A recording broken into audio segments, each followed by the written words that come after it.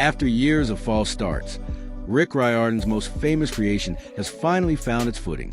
Percy Jackson and the Olympians on Disney Plus succeeded where the earlier films failed by respecting the source material and allowing Riordan to take an active creative role.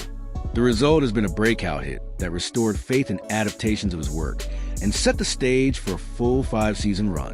Yet Percy Jackson is only one part of Riordan's literary legacy, and another of his fantasy series remains surprisingly untouched despite being just as rich and compelling.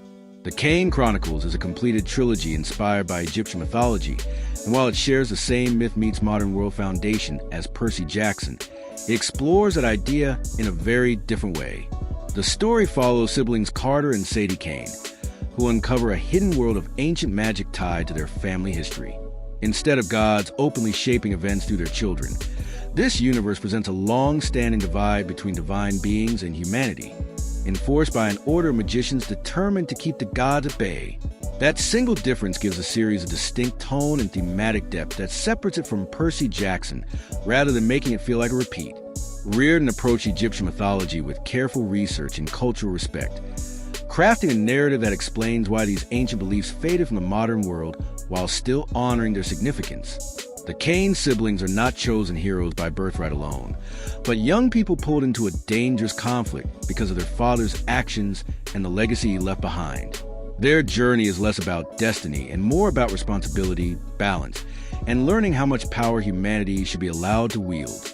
These ideas create a more morally complex fantasy, one that would benefit from the long-form storytelling a television series provides. The trilogy also tackles themes that skew slightly older than Percy Jackson's early adventures.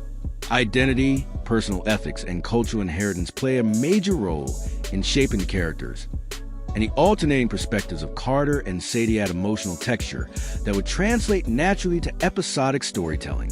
Visually, the story's global scope and spiritual imagery would help it stand apart from the Greek-inspired aesthetic audiences already associate with Percy Jackson.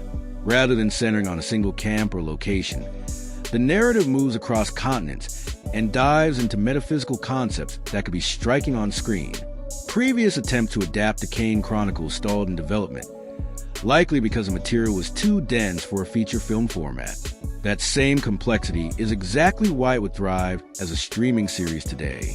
Disney Plus has already proven it is willing to invest time, budget, and creative patience into Riordan's worlds, and this trilogy's self-contained nature makes it an ideal candidate. With only 3 books, it would not demand a decade-long commitment, while still offering enough story to build momentum and audience loyalty.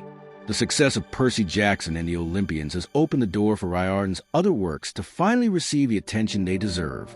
The Kane Chronicles stands out as the most ready for adaptation, not just because of its mythology or action, but because it offers a different emotional and philosophical experience. It would not exist in Percy Jackson's shadow, but alongside it, expanding Riordan's on-screen universe in a meaningful way. Given its built-in fan base, completed story, and untapped potential, it feels less like a gamble and more like a missed opportunity waiting to be corrected.